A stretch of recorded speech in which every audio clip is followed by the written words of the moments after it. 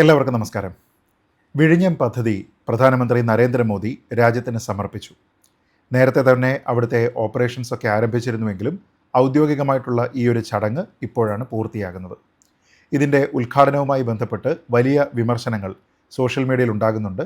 അത് ഉദ്ഘാടനവുമായി ബന്ധപ്പെട്ട എന്തെങ്കിലും ചടങ്ങുകളുടെ പേരിലല്ല, മറിച്ച് കേരള സർക്കാരിൻ്റെ മാത്രമായിട്ടുള്ള ഒരു പദ്ധതി, അതിൻ്റെ ഉദ്ഘാടനത്തിന് വേണ്ടി എന്തിനാണ് പ്രധാനമന്ത്രി വരുന്നത്, പിന്നീട് ഈ ചടങ്ങ് കഴിഞ്ഞതിന് ശേഷം പ്രധാനമന്ത്രിയുടെ ഒരു പ്രസംഗവുമായി ബന്ധപ്പെടുത്തി എന്തിനാണ് ഇതിൽ കേന്ദ്ര സർക്കാർ വലിയ മേനി നടിക്കുന്നത്, ഇത് സംസ്ഥാന സർക്കാരിൻ്റെ പ്രോജക്റ്റ് അല്ലേ, ഇതിൽ ഏറ്റവും കൂടുതൽ പണം നിക്ഷേപിച്ചിരിക്കുന്നത് സംസ്ഥാന സർക്കാരല്ലേ, തുടങ്ങിയ പല വാദങ്ങളുമാണ് സോഷ്യൽ മീഡിയയിൽ അടക്കം ഉണ്ടായിക്കൊണ്ടിരിക്കുന്നത്.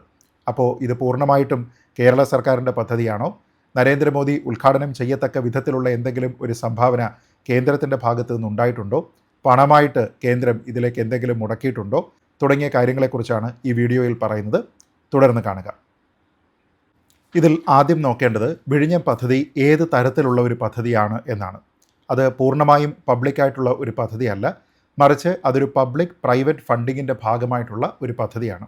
അതിൽ തന്നെ പബ്ലിക് എന്ന് പറയുമ്പോൾ കേന്ദ്ര സർക്കാരിൻ്റെ ഫണ്ട് അതിലുണ്ട്, കേരള സർക്കാരിൻ്റെ ഫണ്ടുണ്ട്, ഒപ്പം പ്രൈവറ്റ് എൻറ്റിറ്റി ആയിട്ടുള്ള അദാനി പോർട്ടിൻ്റെ ഫണ്ടും ഇതിലുണ്ട്. മൊത്തത്തിൽ ഈ പദ്ധതിയുടെ ചിലവായിട്ട് ആദ്യം എസ്റ്റിമേറ്റ് ചെയ്തിരിക്കുന്നത് 8,900 കോടി രൂപയ്ക്കടുത്താണ്. അപ്പോൾ അതിൻ്റെ 3 തരത്തിലുള്ള കോൺട്രിബ്യൂഷൻസ് വരുന്നുണ്ട്.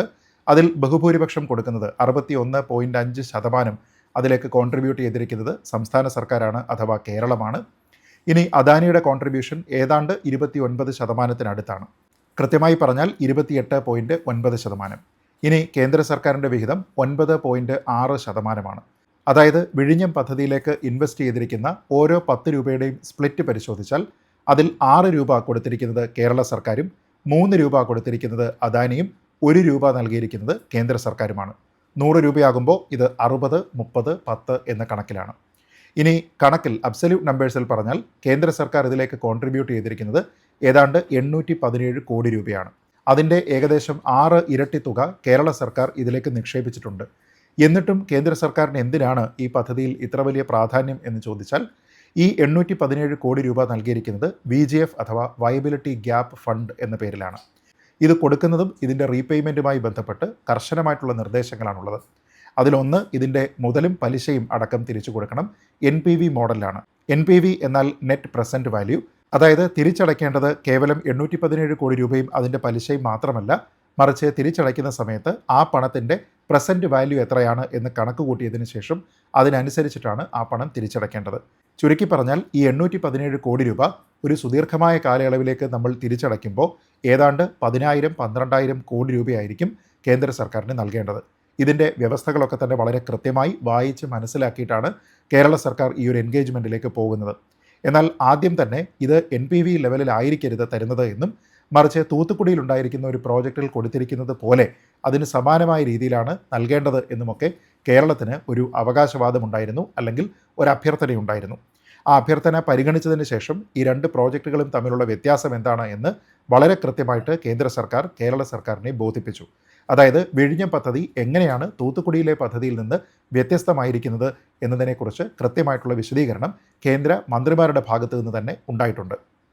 ഈ 2 പദ്ധതികളും തമ്മിലുള്ള ഓണർഷിപ്പ് മോഡലിൽ തന്നെ വ്യത്യാസമുണ്ട്.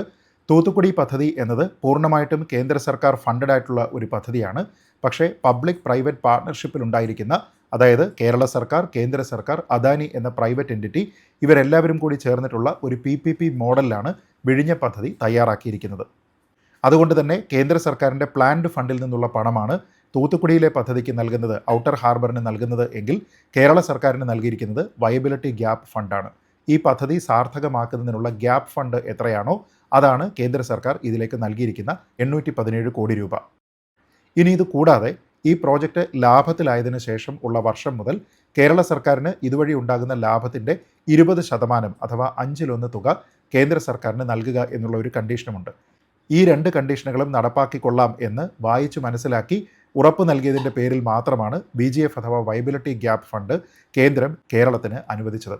ചുരുക്കി പറഞ്ഞാൽ കേന്ദ്ര സർക്കാരിന് വിഴിഞ്ഞം പദ്ധതിയിൽ എന്താണ് പങ്ക് എന്ന് ചോദിച്ചാൽ, ആ പദ്ധതി സാർത്ഥകമാക്കുന്നതിൻ്റെ ഭാഗമായി വയബിലിറ്റി ഗ്യാപ്പ് ഫണ്ട് കേന്ദ്രമാണ് നൽകിയിരിക്കുന്നത്. അതും കർശനമായിട്ടുള്ള ഉപാധികളോടെയാണ് നൽകിയിരിക്കുന്നത്. ആ ഉപാധികളെല്ലാം നെറ്റ് പ്രസൻറ്റ് വാല്യൂവിൽ ആ പണം തിരിച്ചു നൽകാം എന്നും മുതലും പലിശയും ചേർത്ത് നൽകാമെന്നും അതേപോലെ തന്നെ 20% ലാഭവിഹിതം 2034 മുതൽ പ്രോജക്റ്റ് ലാഭമാകുന്ന മുറയ്ക്ക് ഓരോ വർഷവും കേന്ദ്ര സർക്കാരിന് കേരളം നൽകിക്കൊള്ളാം എന്ന രീതിയിലത്തേക്കുള്ള ഒരു ഉപാധി കൂടി സമ്മതിച്ചിട്ടാണ് കേരളം കേന്ദ്രത്തിൽ നിന്ന് ഈ ഫണ്ട് വാങ്ങിയിരിക്കുന്നത്. അതുകൊണ്ട് തന്നെ ഈ പദ്ധതിയുടെ പൂർത്തീകരണവുമായി ബന്ധപ്പെട്ട് അതിലെ നിർണായകമായിട്ടുള്ള ഒരു പ്ലെയർ എന്ന നിലയ്ക്ക് കേന്ദ്ര സർക്കാരിന് വിഴിഞ്ഞം പദ്ധതിയിൽ അവരുടേതായിട്ടുള്ള സ്റ്റേക്കുണ്ട്. ഇതുകൂടാതെ സാഗർമാല പോലെയുള്ള പല പദ്ധതികളുണ്ട്. ഇനി വിഴിഞ്ഞത്തേക്ക് കൂടുതൽ ബിസിനസ് വരുന്നതിൻ്റെ ഭാഗമായിട്ടുള്ള നിയമനിർമ്മാണങ്ങളുണ്ട്. അത് ആരംഭിച്ചിട്ടുണ്ട് എന്ന് പ്രധാനമന്ത്രി ഇതിനോടകം തന്നെ പറയുകയും ചെയ്തു. അങ്ങനെ വിഴിഞ്ഞം പദ്ധതിക്ക് രാജ്യത്തിൻ്റെ തന്നെ ഏറ്റവും പ്രധാനപ്പെട്ട ഫൈനാൻഷ്യലി വയബിളായിട്ടുള്ള ഒരു പദ്ധതിയായി മാറുന്നതിനുള്ള കേന്ദ്ര സഹായം നിർബന്ധമായും കൂടിയേ തീരൂ. അത് പോളിസിയുടെ കാര്യത്തിലാണെങ്കിലും മറ്റെന്തെങ്കിലും പ്രശ്നങ്ങൾ ഉണ്ടാകുന്ന സമയത്ത് അത് പരിഹരിക്കുന്നതിൻ്റെ ഭാഗമായിട്ടാണെങ്കിലും ഇനി അതല്ല കൂടുതലായിട്ടുള്ള അസിസ്റ്റൻസ് കേരള സർക്കാരിന് നൽകുന്നതിൻ്റെ കാര്യത്തിലാണെങ്കിലും ഈ പദ്ധതിക്ക് നൽകുന്ന കാര്യത്തിലാണെങ്കിലും ഒക്കെ തന്നെ ഏറ്റവും കൂടുതലായിട്ടുള്ള ഒരു റോൾ ഇനി പ്ലേ ചെയ്യാനുള്ളത് കേന്ദ്ര സർക്കാരിനാണ് എന്ന കാര്യത്തിൽ യാതൊരു വിധത്തിലുള്ള തർക്കവും ആവശ്യമില്ല. ഇനി സോഷ്യൽ മീഡിയയിലടക്കം അല്ലെങ്കിൽ CPMൻ്റെ ഭാഗത്തു നിന്നൊക്കെ തന്നെ ഉണ്ടാകുന്ന ഏറ്റവും പ്രധാനപ്പെട്ട ഒരു ചോദ്യം പഴയ സർക്കാരിൻ്റെ ഉമ്മൻചാണ്ടി സർക്കാരിൻ്റെ പങ്കെന്താണ് എന്നതിനെക്കുറിച്ചിട്ടുള്ള ചർച്ചകളാണ്. ഇതിൽ ഉമ്മൻചാണ്ടി സർക്കാരിന് ഒരു പങ്കുമുണ്ടായിരുന്നില്ല എന്നും അത് അഴിമതി കരാറായിരുന്നു എന്നുമൊക്കെ പറയുന്ന CPM നേതാക്കൾ അന്നുമുണ്ട് ഇന്നുമുണ്ട്. ഒരുപക്ഷെ മുഖ്യമന്ത്രി ശ്രീ പിണറായി വിജയൻ ഇതിൻ്റെ ഉദ്ഘാടന വേളയിൽ സ്മരിക്കേണ്ടുന്ന ഒരു പേര് ഉമ്മൻചാണ്ടിയുടേതായിരുന്നു. എങ്കിൽ പോലും അദ്ദേഹം അത് ചെയ്തില്ല എന്നതും ഇന്ന് വാർത്താ പ്രാധാന്യം നേടിയ ഒരു സംഗതിയാണ്.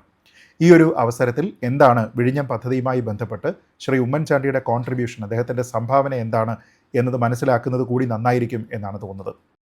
വിഴിഞ്ഞം പദ്ധതിയുടെ പ്രോജക്റ്റ് അഗ്രിമെൻറ്റ് ഫൈനലൈസ് ചെയ്തിരിക്കുന്നത് ഉമ്മൻചാണ്ടിയാണ് എന്നതാണ് അദ്ദേഹത്തിൻ്റെ ഏറ്റവും പ്രധാനപ്പെട്ട കോൺട്രിബ്യൂഷൻ. നമുക്കറിയാം, അതിനു മുമ്പ് തന്നെ ഒരുപക്ഷെ ചരിത്രത്തിലേക്ക് നോക്കിക്കഴിഞ്ഞാൽ രാജഭരണകാലത്ത് തന്നെ വിഴിഞ്ഞം പദ്ധതി എത്രത്തോളം പ്രാധാന്യമുള്ളതാണ് എന്നതുമായി ബന്ധപ്പെട്ട രേഖകളും ചർച്ചകളും ഒക്കെ തന്നെയുണ്ട്. അപ്പോൾ ആ ഒരു പദ്ധതിയുടെ പ്രോജക്റ്റ് അഗ്രിമെൻറ്റ് എങ്ങനെയായിരിക്കണം, അത് എങ്ങനെ ഫൈനലായിട്ടുള്ള ഒരു ഘട്ടത്തിലേക്ക് എത്തിക്കണം തുടങ്ങിയ കാര്യങ്ങളിൽ നിർണായകമായ പങ്കുവഹിച്ച കേരളത്തിൻ്റെ മുഖ്യമന്ത്രി ശ്രീ ഉമ്മൻചാണ്ടിയാണ് എന്നത് തർക്കമില്ലാത്ത കാര്യമാണ്. അദാനിയുമായി ചേർന്ന് പബ്ലിക് പ്രൈവറ്റ് പാർട്ണർഷിപ്പ് മോഡലിൽ ഒരു കൺസഷൻ എഗ്രിമെൻറ്റ് സൈൻ ചെയ്ത മുഖ്യമന്ത്രി എന്നതും ശ്രീ ഉമ്മൻചാണ്ടി തന്നെയാണ്. ആ കാര്യവും നമുക്ക് ആർക്കും തന്നെ നിഷേധിക്കാൻ കഴിയുന്ന കാര്യമല്ല. അപ്പോൾ ഇന്ന് പൂർത്തീകരണത്തിലേക്ക് എത്തിയിരിക്കുന്ന ആ പദ്ധതിയുടെ കൃത്യമായ രീതിയിലത്തേക്കുള്ള പ്രോജക്റ്റ് അഗ്രിമെൻറ്റിൻ്റെ ഇനിഷ്യേഷൻ എന്നത് നടന്നിരിക്കുന്നത് മുഖ്യമന്ത്രി ശ്രീ ഉമ്മൻചാണ്ടിയുടെ കാലഘട്ടത്തിലാണ് എന്ന കാര്യത്തിൽ തർക്കമുണ്ടാകേണ്ടതില്ല. ഈ പദ്ധതിയുമായി ബന്ധപ്പെട്ട് ഇടതുപക്ഷത്തിൻ്റെ പല പ്രധാനപ്പെട്ട നേതാക്കളുടെയും ഭാഗത്തു നിന്ന് അഴിമതി ഉൾപ്പെടെയുള്ള ആരോപണങ്ങളുണ്ടായിരുന്നു.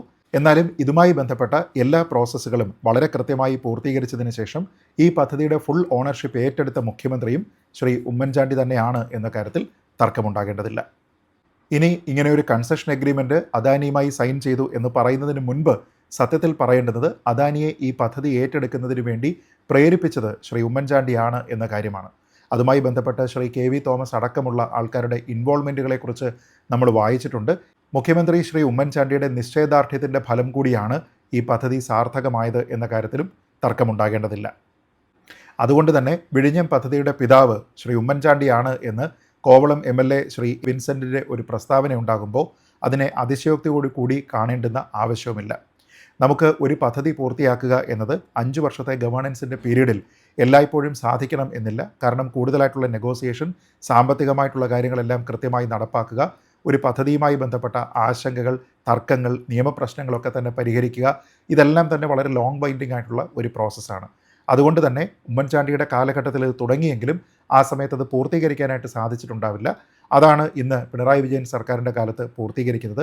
എക്സിക്യൂഷൻ എന്ന് പറയുന്നതിനുള്ള ഫുൾ ക്രെഡിറ്റ് ശ്രീ പിണറായി വിജയന് നൽകേണ്ടതാണ് എന്നിരിക്കെ ആ പദ്ധതിയുടെ ആരംഭം, ആ പദ്ധതിയുടെ കൺസഷൻ അഗ്രിമെൻറ്റ്, അതിൻ്റെ കൃത്യമായിട്ടുള്ള പ്രോജക്റ്റ് ലൈൻ, ഈ കാര്യങ്ങളെല്ലാം തന്നെ രൂപീകരിച്ചത് ശ്രീ ഉമ്മൻചാണ്ടിയുടെ കാലഘട്ടത്തിലാണ് എന്നതിനെയും അതേപോലെ തന്നെ ഉൾക്കൊള്ളാനുള്ള വിവേകം നമ്മുടെ ഇടതുപക്ഷ സുഹൃത്തുക്കൾക്ക് ഉണ്ടാവുക എന്നതാണ് ഇവിടെ പ്രധാനം.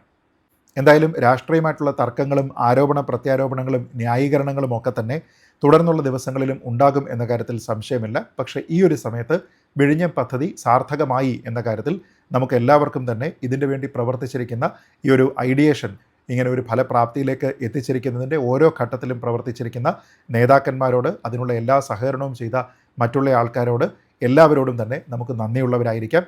ഈ പദ്ധതി അതിൻ്റെ ഫുൾ പൊട്ടൻഷ്യൽ എത്രയും പെട്ടെന്ന് റിയലൈസ് ചെയ്യട്ടെ എന്ന് പ്രാർത്ഥിക്കാം. കേരളത്തിനും നമ്മുടെ രാജ്യത്തിനും മൊത്തത്തിൽ അഭിമാനമായി മാറുന്ന ഒരു പ്രോജക്റ്റായി മാറി സാമ്പത്തിക ലാഭം ഉണ്ടാക്കുന്നതിനുമൊക്കെ തന്നെ ഈ പദ്ധതിക്ക് സാധിക്കട്ടെ എന്ന് ആശംസിച്ചുകൊണ്ട് ഈ വീഡിയോ അവസാനിപ്പിക്കുന്നു. ജയ് ഹിന്ദ്.